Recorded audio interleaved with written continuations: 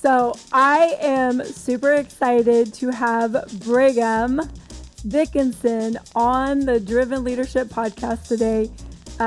Get ready for some fun, I'm not quite sure what we're going to get ourselves into, but Brigham is the founder, owner of Power Selling Pros. And it's interesting because years ago, I was introduced to you. We had an amazing conversation, and then you ghosted me. And then we came back. Those of you who aren't watching this, he's raising his eyebrows and yeah. And then all of a sudden, he came back. It was like a year later, and you went through our Bold program.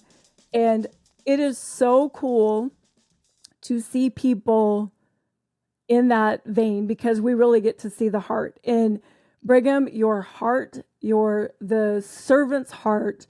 Yes, you have fun. You're crazy in a good way.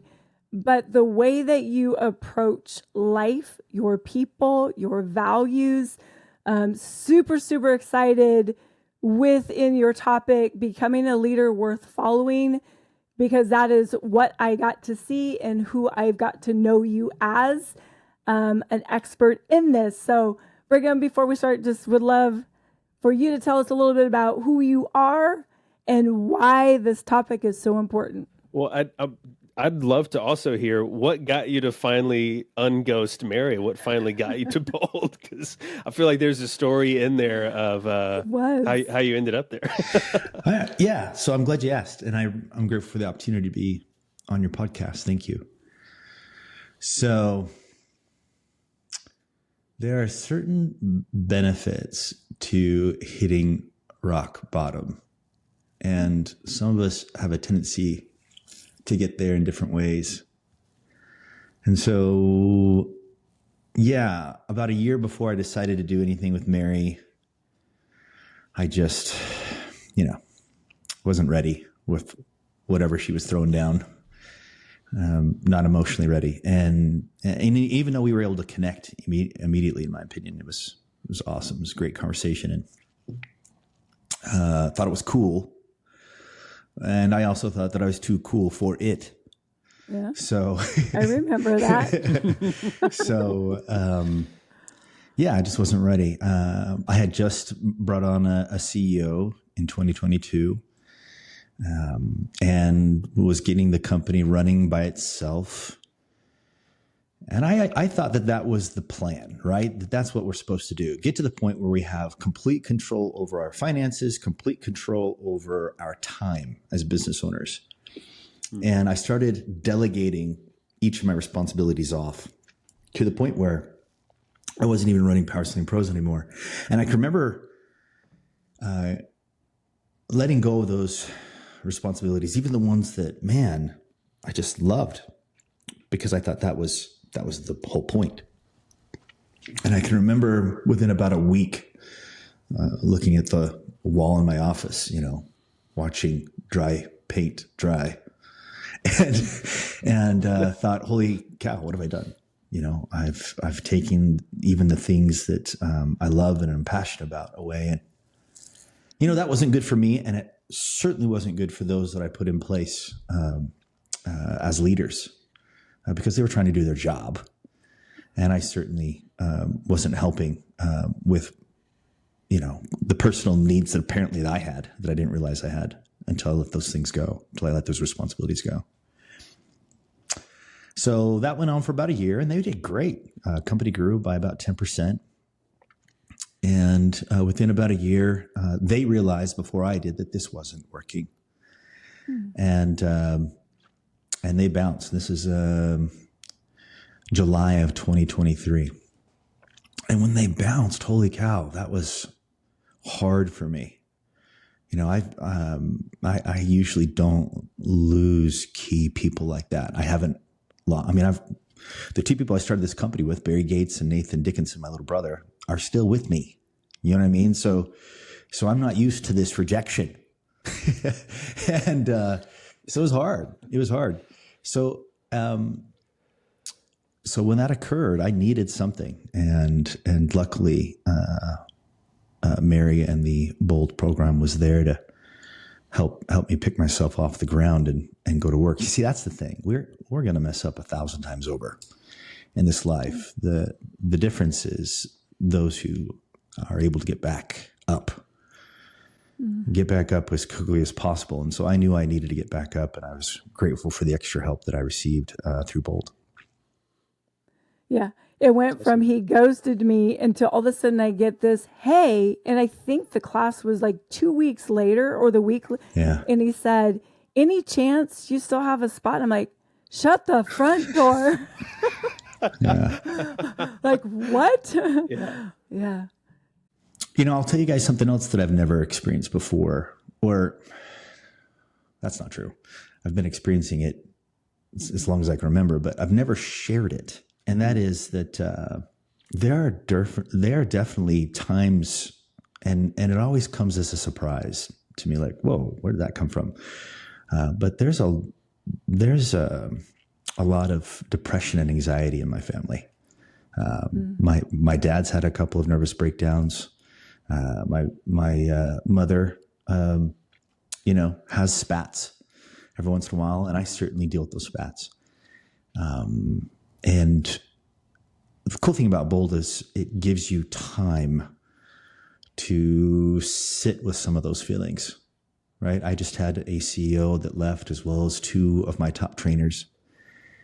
And to have those 3 days to be able to sit in that, recognize it, be present, and, even acknowledge that it's there. I haven't given it a name yet. Maybe I should. I've heard others call that inner voice Becky or something like that. Something really annoying. I apologize to all the Beckys out there. Give your inner voice a name. Becky. Will. So yeah, just acknowledging that it's there. Hi, and choosing not to respond to it. Yeah. And what's cool is when you do that, Becky doesn't stay. Becky leaves. Yeah. She. Well, I would actually like that one to be more like Darth Vader. There you go. Or something, because there's amazing Beckys in this world. Yeah. So since Bold, I was able to jump right back in, and I think one of the things you learn at Bold is that you are enough. For me, that was really, really important to begin to recognize again, to be reminded again that I'm enough. Just me. And if I can offer myself to my work, to the people that I'm serving, inside my organization, outside my organization, inside of our industry, the home services industry, that would be enough. And so I think that's one of the best realizations that I came to through Bold. Funny thing about rock bottom is that it takes you to the rock. In other words, for me, as a spiritual person, it definitely took me to Christ, who is my rock. And not that I had lost him before, it's just that it's amazing the closeness you have when closest you have to your beliefs when the metaphorical crap hits the fan. Yeah. Well, that's so one that's of my a good favorite thing about hitting rock bottom. Yeah. Well, and that's where, the let your mess become your message. And so many times that adversity, the rock bottom, that mess, we have a choice. Either we become a victim and we handcuff ourselves to it and it becomes a story that we can't get out of it, or we flip the script and we let it become our message. And it really is, when I look at even what you just said, that rock bottom led you to the rock, but it also tying into that becoming that leader that you want to be, that inspires. How'd that help you? Yeah. I mean, once you're there and you're able to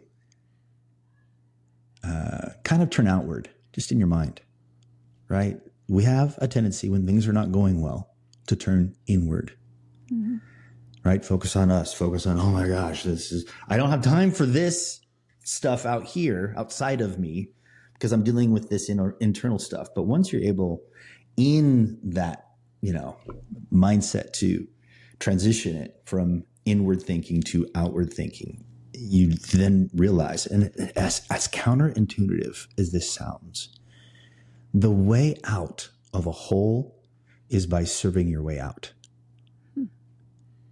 It's by turning outward and serving. And I knew that before, but it's just like this pride cycle. Yeah. You know what I mean? You have success, and even the best of us inhale that success. We believe that it's who we are now. We've arrived, right? and then we get ourselves into trouble because we are caught asleep in situations and moments and circumstances. We fall, we get humbled up again, and then we get prosperous again, and then we get prideful, and it's that pride cycle. So the goal, what's the goal? The goal is just to recognize that just like failure doesn't make you who you are, right? A failure may occur. Sure. But that's not who you are. And it's easy for us to separate the two, right? Because I'm not a failure. However, when we have success, that's a whole lot harder to separate ourselves from that. Success occurs just like failure occurs, but we cannot attach ourselves to those things. They are circumstances. They are events that occur. But that doesn't make us who we are either. We are already great. Yeah. We came here great. Yeah. So when we recognize that, and that we're enough, and the way to happiness and the way to success and fulfillment and even joy is truly by turning outward and serving other people. Because you're already there. Yeah. You're already there. You're already great. You're already worthy. You're already accepted. So becoming a leader worth following. Yeah. So when you think about that, why is this so important? Well, it's very hard to build a business without other people. You want to go fast, go alone. If you want to go far, go with others. Right? Exactly, Mary. I love that saying of yours. So you need people. You need people in a good cause. And it's got to be more than, hey, we're going to make a lot of money. Because your people will translate that into, we're making you a lot of money. And it might as well be us making a lot of money. So thanks, but no thanks, right? I'll learn what I got to learn from you, and then I'll go on and do my own thing. That's true unless you've got something that's more important than money, something that's bigger than you, bigger than them individually. And it requires the collective whole to take that purpose and make it a reality. So with that mindset, that's the only time I've been able to grow. And when I've lost that mindset, I've also lost the growth and the prosperity that comes with it. So what characters or attributes would you consider, or what you've seen is someone who that leader has that is worth following? What attributes do they have? Yeah, so I appreciate you asking. I use this tool called the... Whoa! Like flip right out them books. Let's go. Hello. So let me tell you a story behind this. Okay. Wow. Yeah. So in 2016, I had plateaued for the third year in a row at about 300 CSRs. So we train CSRs one-on-one twice a month using their own phone calls. We take them through 4 levels of certification. It takes about 1.5 years to complete. It's a bit of a university. But by the time we're done, they're booking calls, they're wowing customers, they're making sure that you as a contractor are the only ones going out to the customer's home. We don't want you to be one of 5 bids. We want you to be like 911. There's 911, there's no 912. Help is on the way. So I had been teaching this since 2009, right? Teaching this pattern for excellence since 2009. Well, in 2016, I had plateaued for the third year in a row at 300 trainees, 300 CSRs. And so I ended up hiring a coach. His name is Johnny Covey, the grandnephew of Stephen R. Covey. Don't be too surprised. I live here in Utah and there's a ton of coveys. So Johnny's great. Wrote his own book. In fact, I think I've got one of his books right here. Choose Your Experience, the Head to Heart Handbook. Yeah, he's a stud. Okay. This is him dancing. Okay. Good stuff. Philosophically, he's phenomenal. Super, super talented. Hired him $1,000 a day. He said he wanted to spend time in my home each week on Mondays. And I was like, my home? And I just thought of this really interesting Saturday Night Live skit, where the public speaker is going to be in my house, in my home, and we're going to be buddies and we're going to be friends. And I thought to myself, this is not a good idea. But he insisted. And so he came the first Monday. He had me turn off my phone, which was very, very hard for me to do back then because I was the hero in my business. I made things happen, right? I was in the middle of the limelight and lived a life of urgency, and my girls never saw me, and it was all of that. So he would sit down and he'd say, all right, why aren't you able to grow? And now I just paid him $1,000 to ask that question. To answer the question. Yeah. Right. And now he's asking question after question. And of course, my initial answers were well, I don't have the right team. I don't have the right people. Okay. And what and why is that? And why is that? Okay, what are you going to do about this? How are you going to handle that? Wow, tell me more about that. It was constant. And he has these oversized stickies. And I had them all over my living room wall. By the time my kids got home from school, it's like this beautiful mind in there, right? It was notes on top of notes, and they thought I had lost it. Which is probably true. And so he helped me out a lot, and he helped me realize that the principles that I teach, and what are the principles? Positive attitude, getting comfortable in uncomfortable situations, being confident through preparation and practice, actively listening, actively caring, actively reassuring the people that they've called the right place, that they're in the right place, asking the right questions, creating value, being grateful. He essentially helped me realize, and when he helped me come to this discovery, it floored me. He said, Brigham, you are not following the principles you are teaching your trainees. A little bit of a gut punch. Yeah, that's an understatement. It was very painful. Yeah. Very painful. And he said, what I'm going to do is I'm going to help you master each of these principles. It'll make you a better leader. And as you apply them in your own business, you will grow. Well, today we have over 1,000 trainees in our program. Nice. And we've done that for more than 3 years in a row. So, yeah, I would say, in answer to your question, Mary, that learning to be comfortable in uncomfortable situations, in other words, learn to be positive, is one of 8 leadership skill sets. Or 8 principles in a set of in a skill set that will help leaders become worth following. Confidence. Look, confidence. There's confidence and there's ego, right?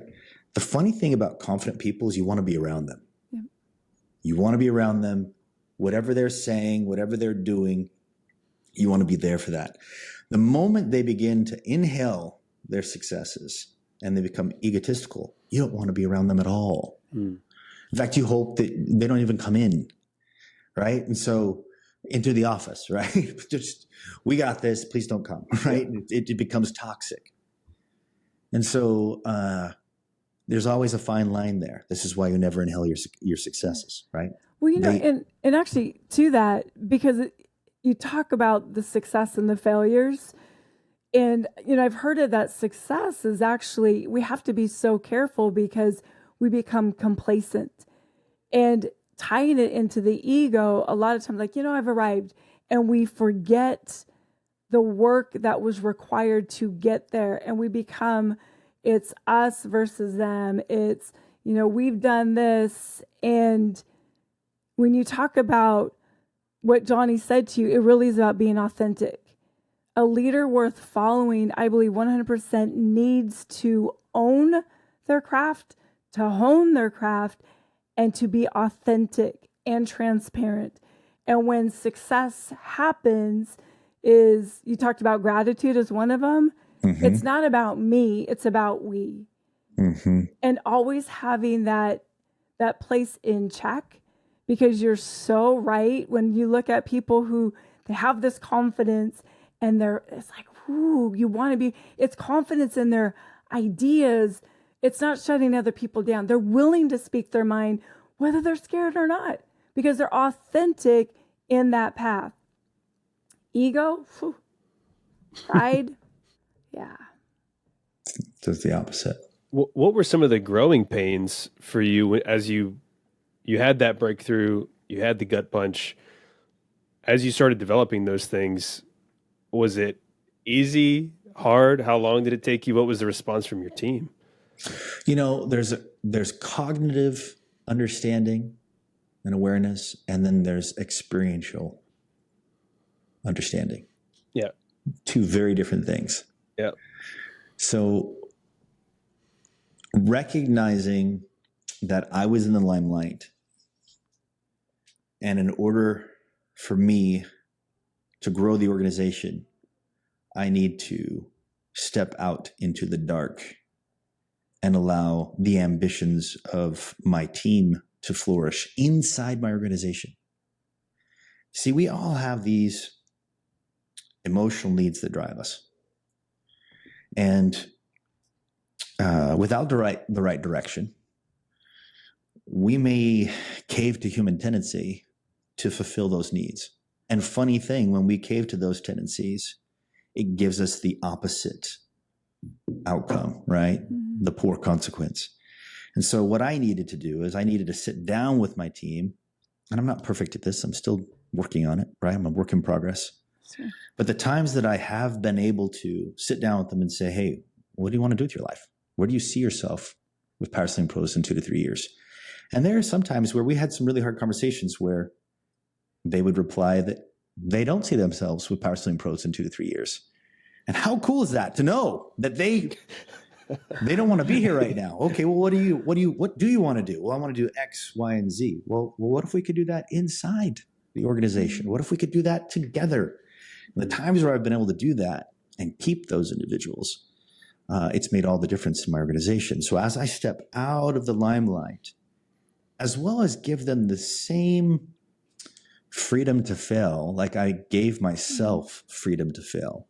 I've failed 1,000 times over. And because I was my own boss, right, I'd give myself a break. Well, if I'm giving myself a break as I'm learning to lead and grow an organization, why am I not giving those same freedoms to my team? And so having to learn those things and go from, again, a cognitive understanding of this is what I need to do to experiential, the lumps and the bumps that come with all that. Cool, that's what brought me there. How cool, though, that your team was willing to tell you when you asked the question, where do you see yourself in 2 to 3 years? And they're telling you, not here, that they're willing to have that conversation. Because a lot of people in companies will never tell the leader that they want to leave.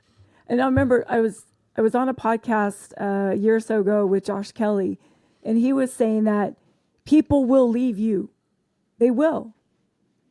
And it's just one of those things.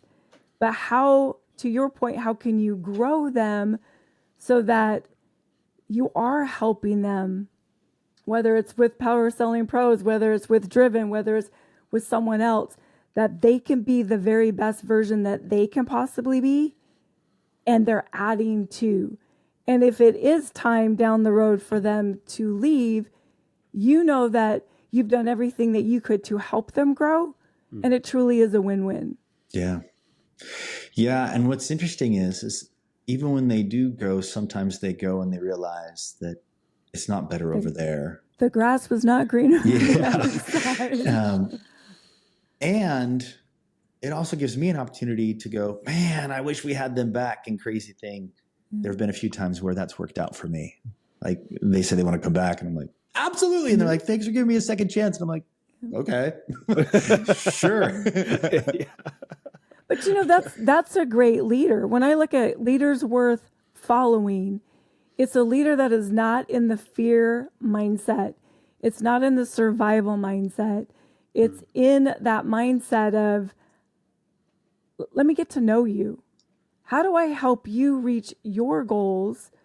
And also there's grace in there, right? I'm going to do everything I can to grow you so that you step into your gifts and your talents. And at the same time, like when we release our kids into the wild and all of a sudden they're like, I need to come back, Mom, Dad, Yeah. But you do what you can to build them up. And sometimes it's just letting them spread their wings and then realize, hey, they learned more. And now it's even better when they come back. Yeah. Or sometimes, it's just like, just stay on the other side.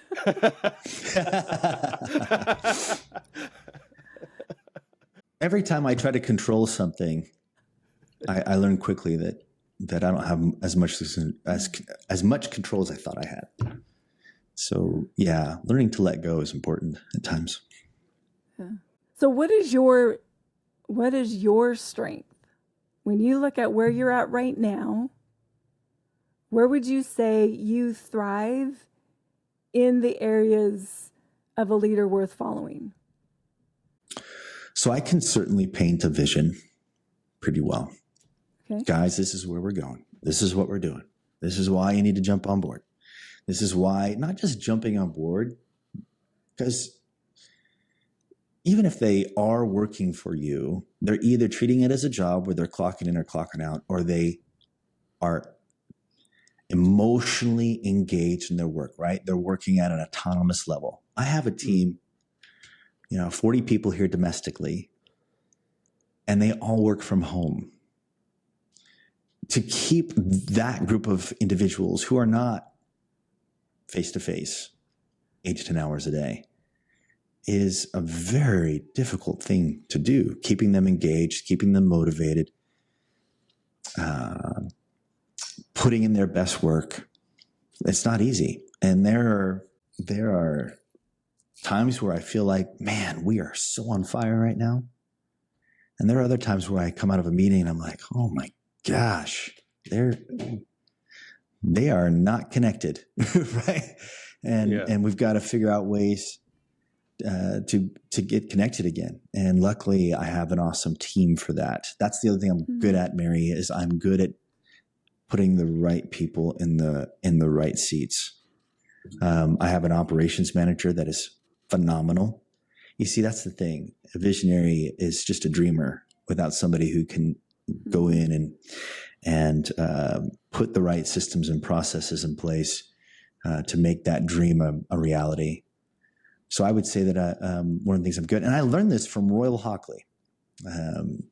He worked at Arctic Air. He owned the company, sold it, and then ran it for a while.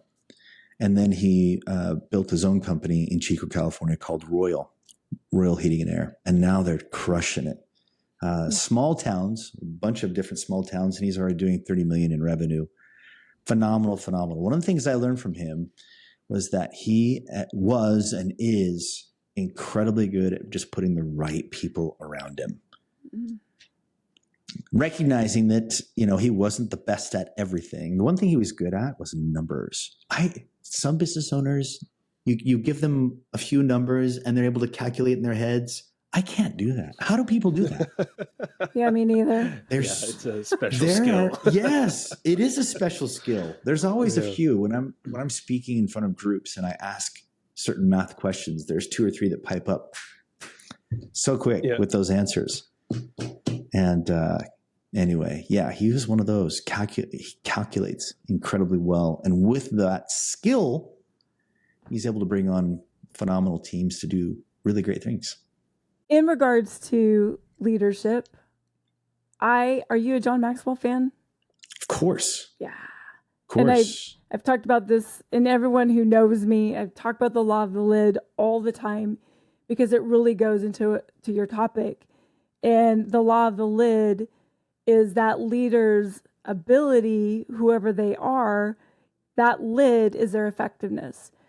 And if you are like a 7, the people that you lead will never be more than a 5 or 6 because that leader caps them. And a lot of times we look at people, the people in our teams, and we want them to grow.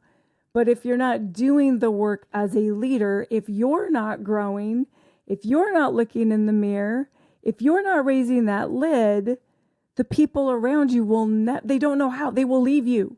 They will leave you. So when you look at the law of the lid and you look at people in organizations, so even when you were rock bottom, you have great team members. Some of them, a couple of them left, some of them wanted to leave. What would you say to someone if the leader's ability to influence, or they're not as effective as they could be, what could a person on that team who is still sold out to the company do so that they are still learning and growing, so they are influencing others? Yeah. So I've been an employee before. It's been a while. Yes, I soon found out that I wasn't a very good employee, but I did have some time and experience there. And I remember one time where I was working with Ascend Marketing, and the boss's son got into it.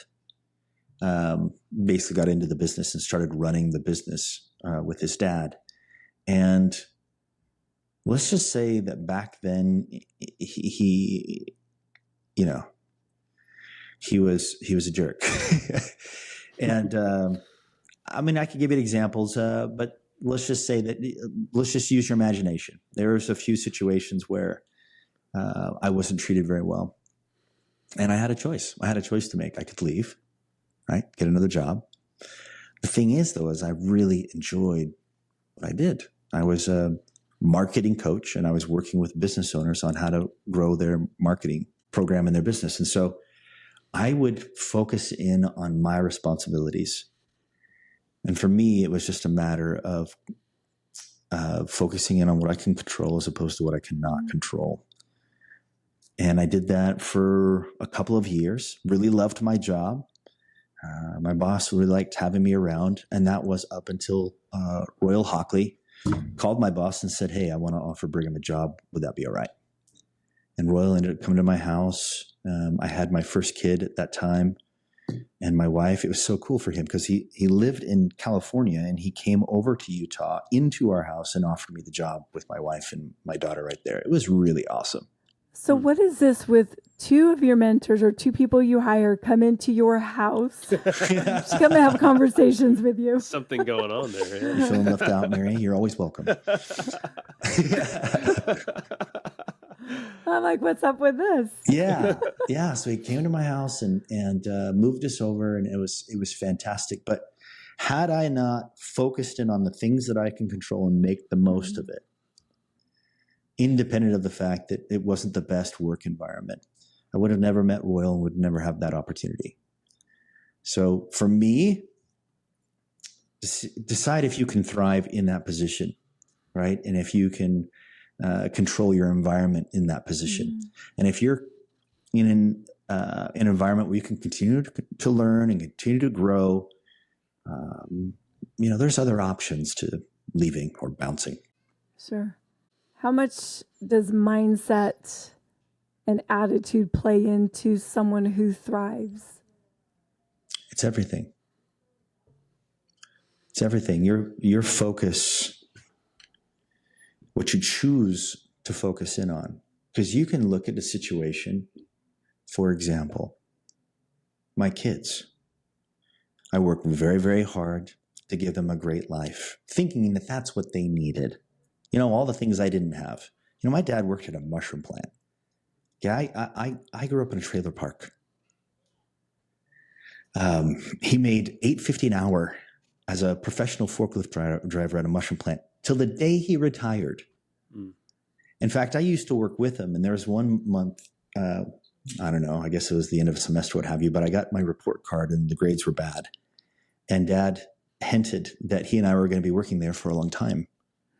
And that was enough for me I mean, I can remember saying to myself, no, I am not going to be here the rest of my life.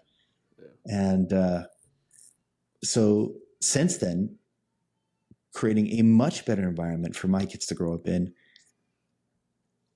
And it's funny when they complain about things. They complain about things, and the first thing I think is you have no idea. How could you have it? You have your own car that you didn't pay for. You have the ability to just go to wrestling practice without having to worry about how you're going to pay for your school clothes. You've got your own room. You don't have to share with anyone, right? I was in a room with my two brothers. With one bathroom. Yeah. With like 5 people in the house. Right? Exactly. And he does have his own bathroom. What a joke. What a joke. And so focus. And you know what? It may sound cliche to say something like, hey, be grateful. But I'll tell you, I thought I grew up poor. Why did I think that? Well, I thought that because anytime I went to my buddy's house and he had his own toys, he didn't have to share with anybody. I realized I got hosed, right? That was my perspective. That was my focus. But as soon as I went to Brazil on a mission, had to learn a different language, saw people on dirt floors, washed my clothes in a bucket for a while, I began to realize that I was super fortunate. 7.5 billion people in the world, 325 million live in the United States. The day I got home after a 2-year mission, I landed in Georgia, and it was funny with their accent. I wouldn't even try to do it, but they said, welcome back. And I was like, well, I'm not totally back yet, but I was so glad to be back.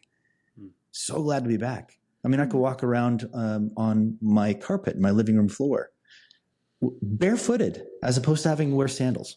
Yeah. And so recognizing the difference and able to have my focus changed, that's why I hope my son goes on a mission. Oh my gosh. You know, I hope he goes to some place dirt broke so he can learn how lucky we are. But it's a different perspective.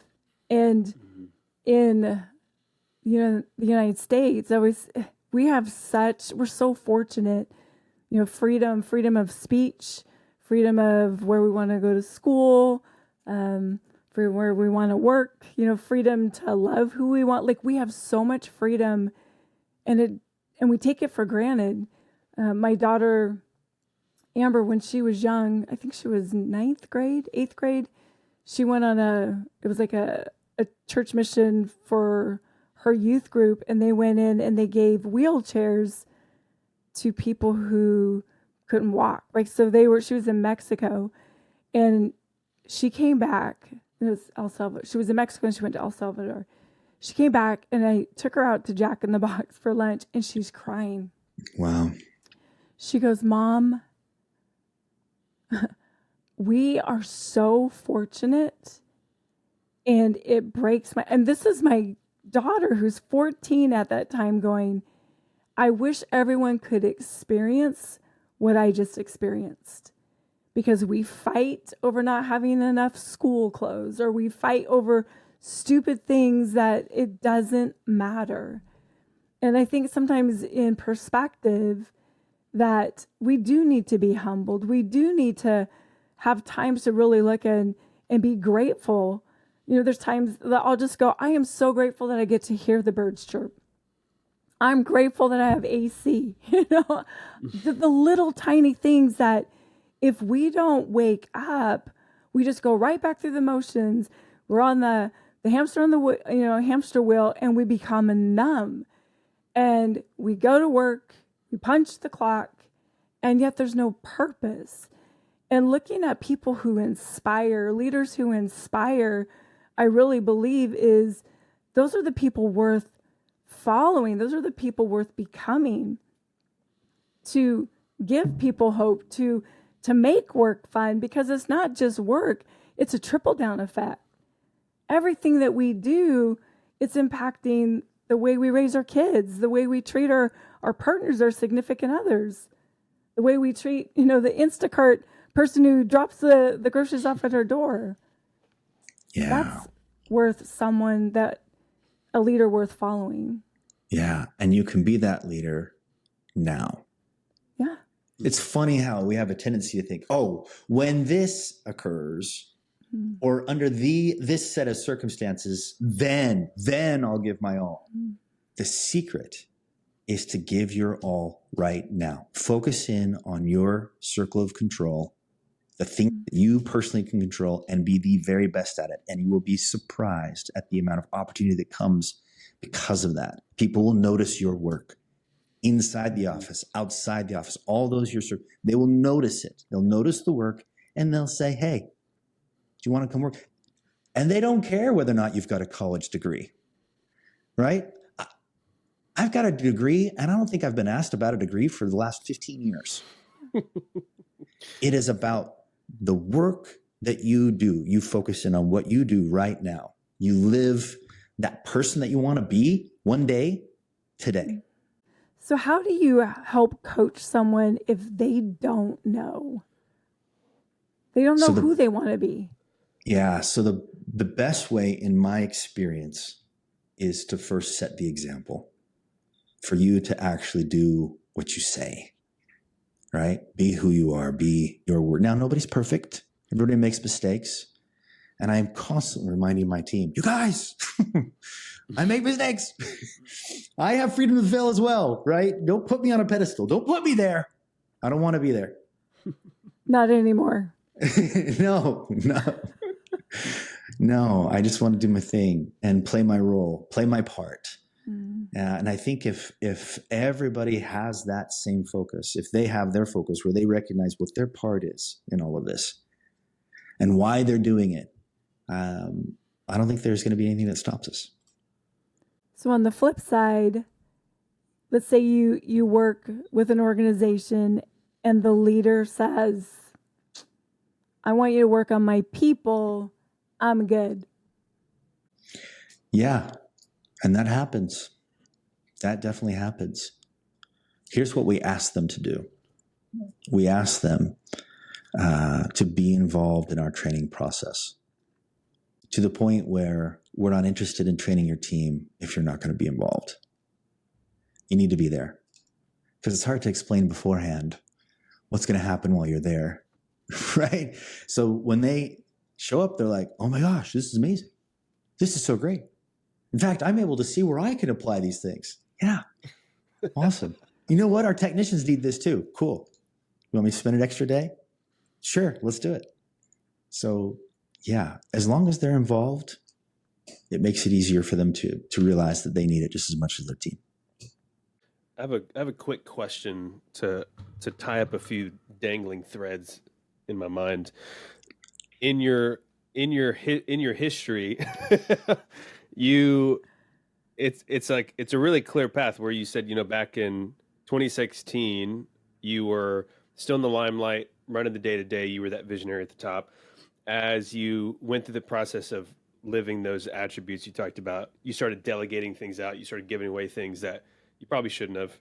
Rock bottom happened. People leave. You go to Bold. I assume, and this is where I want to clear it up, how are you living in leadership today, still delegating, but how are you holding the balance between the things that you know that you're good at? How do you still, I guess, not have any like PTSD from like, oh, I don't want to delegate these things because I've done it before, it didn't work, so I'm not going to do it again. And what would you say to people who are also trying to find that balance of what can I delegate? What do I need to hold on to? What's that balance look like? And how are you doing that today? It's a great question. And it is a work in progress for sure. I'm certainly much better today than I was before. Certainly able to learn from my mistakes, get up when I fall, so on and so forth. But there are a lot of companies, certainly in the home service industry, where a company can get to 5 million and they don't know how to get past it. They can get to 10 million, they don't know how to get past it. Well, the answer is, believe it or not, within. So recognizing first that you are enough, the way that I recognized that I was enough post Bold, was extremely, extremely important. I'm enough. You come to that realization first. Once you do that, then it's a matter of going, okay, let's just write down everything that I'm doing right now And for most people that are running a $5 to $10 million shop, there's probably a list of 20, 30 different things that they are doing on the day to day, like no personal time whatsoever. Yeah. And what you do is you painstakingly take each one of those items that you are doing and you put it on a sticky note. One thing you do on a sticky note and you put it on your wall. Now, most people are thinking when they listen to this, they're going, that's annoying. Yeah, that's the point. It's also annoying having to manage 30 different things in a day. Exactly. So you put it on your wall, those 30 different things. And then, so between you and I have this little trick when I'm counseling people to do this. I say, I want you to only take off one for yourself. The one thing that you know you're best at and you don't want to give up. Because the thing is it's never going to just be one. It'll be more like 3. Yeah. Maybe 4, maybe 5, right? But I say 1 because I want them to get it down to the 1 or 2 things, right? The 1 or 2 things that you do extremely well and want to keep doing because it fulfills you. And so when you do that, then you sit down with each member of your team and you dream with them. And you say, okay, what do you want? Where do you see yourself? And if it's outside of Power Selling Pros, let's see if we can create a role that will help me take some stickies off and also fulfill you and let you be in the limelight for a while. You be the hero instead of me being the hero. Because chances are you have somebody on your team that is going to be attracted to one of those sticky notes that you left on the wall. And can be even better than I am at doing it if I just gave them the opportunity. Yeah. So at that point, I keep the things that I do well. And I give everybody else on the team the opportunity to quell their ambitions and to grow. That's also trusting yourself, trusting the people around you, because I watch a lot of small business owners that when they're in that place where in order to grow, they have to do what you're saying. They have to let go, but they get value from the things that they've done. Those roles, they know their worth in it. And it is so scary. They're so uncomfortable to go, whoa, who am I if I do not have this anymore? Mm-hmm. And it's the more you can hone that gift, the thing that just makes you come alive, like you're speaking, you're writing, how much more effective do you get to be as a leader? And it's okay. Sometimes it's a learning curve. We're going to have a podcast on delegation, the pros and the yeses and the nos. But it's true, because when I think about a leader worth following, they're willing to let go of control. They're willing to empower other people. They're willing to grow their team. They don't need the limelight. How do I help push you? It's what we talk about at Bold, that sometimes the leaders, yes, they're out in front. They're the ones that are taking charge. They're doing the initiative. There's people that lead from behind. They're pushing like, all right, it's your turn. I'm going to help you. And then they'll chicken wing, right? Mm-hmm. It's like, hey, I see something. I'm going to push you a little bit more. And those people, those leaders, inspire greatness in other people around them. So as we wrap this up, do you have any other thoughts or ideas that you did not get to share or talk about, or your lasting words that you want to impress? Everything we just talked about is in my latest book. I love it. It is called Something to Give. And right underneath it says, A Journey to Become a Leader Worth Following. Okay, it came out last fall. You can get that at Brigham, Brigham, Dickinson, Dickinson.com, as well as my other 2 books that are there. If your team needs coaching, your CSRs, dispatchers, lead coordinators, just go to powersellingpros.com, click on the demo link, and you can get a free demo to see if there's a fit there. It has been so fun having you on here. I absolutely adore you. Oh, I appreciate that. You're fun, you're real, you keep it real. And the people that I've got to meet on your team with Power Selling Pros. I love them. I Yeah, love them. And it really is because of your willingness to fail forward, your willingness to be, is you inspire and you attract incredible humans. So thank you so much. Thank you for being on here. And I can't wait for that next level for you. Yeah. Me neither. That next book. Thank you so much. Thanks, Brigham. Well, it's not too late to sign up for the last 2 Bold classes of the year, coming up in November 13th in California and December 9th at our new Washington location. This would be such an incredible way to close out the year and really wake yourself up going into 2025. You can reach out at info@drivenleadership.com. Let us know if you're interested in going or if you want to nominate somebody else to go to our Bold class.